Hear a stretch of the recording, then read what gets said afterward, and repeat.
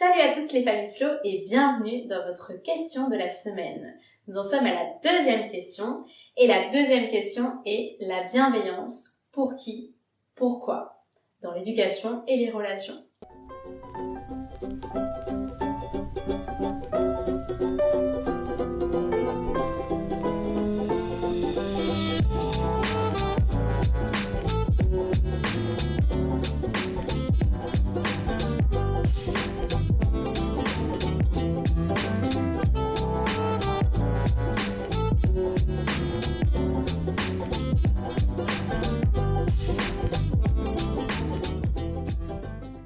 J'avais envie de vous parler de ça parce que c'est une question qui revient souvent et c'est un sujet surtout auquel je suis confrontée quotidiennement dans mes consultations ou alors en conférence lorsque je viens à votre rencontre ou tout simplement en cercle de parents.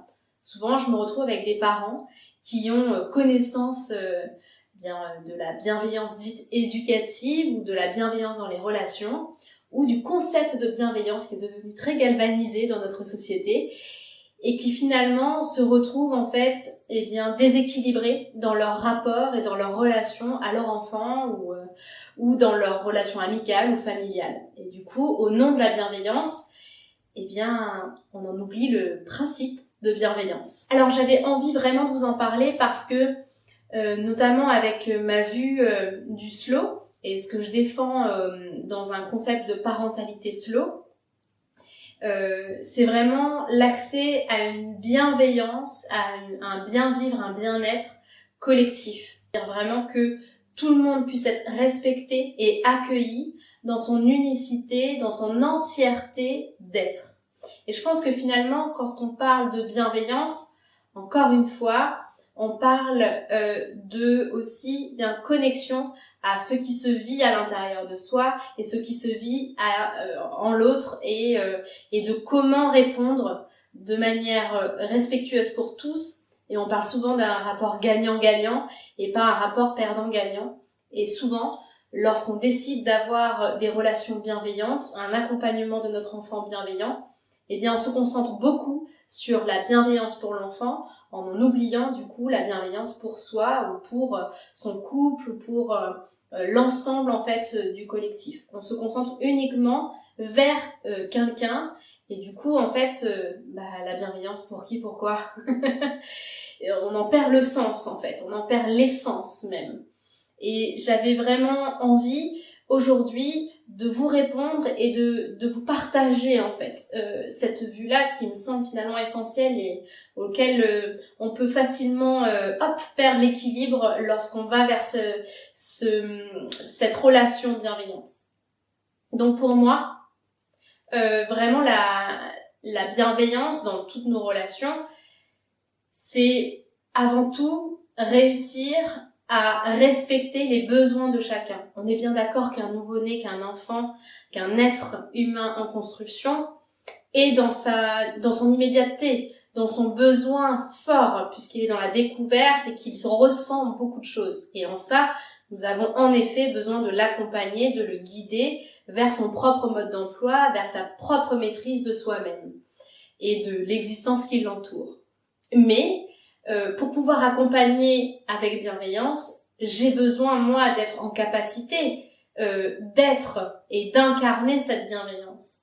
Et si, prenons un exemple, j'ai mal dormi, je n'ai pas mangé, je n'ai pas pris soin de mon hygiène, je parle de mon hygiène physique mais aussi psychique, et que du coup je suis encore dans la relation à l'autre, je ne peux qu'apporter du vide, et à ce moment-là, je ne peux pas apporter de la bienveillance, puisque je ne l'incarne pas. Encore une fois, je vous parlais la dernière fois de connexion et d'incarnation de ce que nous voulons transmettre. Je vous en parle dans le livre, je vous en ai parlé dans la première vidéo, et je vous avoue que c'est quelque chose qui prévaut dans tout ce que je défends, c'est l'incarnation de ce que l'on veut transmettre, du coup, pour accompagner l'être humain vers son plein potentiel. Et donc, à un moment donné, il est important de savoir dire, par bienveillance pour l'autre et pour soi, je ne sais pas, je ne suis pas capable, alors je ne peux pas être présent et par contre mon rôle d'accompagnant est de permettre la sécurité de l'être qui lui a besoin de bienveillance et d'accompagnement, et donc de faire intervenir une tierce personne, un tiers facteur qui va lui permettre, encore une fois, de rester dans un mouvement bienveillant de vie. En ça, mon message aujourd'hui, c'est surtout, s'il vous plaît, pour que violence ne s'insère pas dans votre vie et dans vos relations, pensez à vous entourer et à assumer les limites auxquelles vous êtes confrontés, les vôtres, celles des relations qui vous entourent et parfois celles de la personne auquel vous avez affaire en face. Et pour moi, bienveillance est avant tout de respecter les besoins de chacun et de permettre en fait que toujours l'énergie circule sans que ce soit dans un seul sens, que ce soit toujours circulaire. Parce que, comme je vous disais tout à l'heure, lorsque je me consacre à une personne en oubliant qui je suis, alors je ne réponds pas au principe, au concept, à l'intention de bienveillance. Et notamment, la bienveillance éducative, la non-violence dans les relations parents-enfants, elle se loge souvent dans le fait que nous ne prenons pas soin, nous ne conceptualisons pas notre besoin au service de notre accompagnement. Donc, voilà, si aujourd'hui j'ai une réponse à vous donner, bienveillance pour qui? Pour tous, que ce soit l'affaire de tous, et qu'on puisse être entouré pour vivre un monde de paix et de bienveillance. J'espère vous avoir répondu avec discernement et avec enthousiasme. Je vous laisse réfléchir sur cette question et trouver votre propre mode d'emploi, vos propres fonctionnements et vos propres solutions pour continuer à incarner ce que vous voulez transmettre. À plus tard.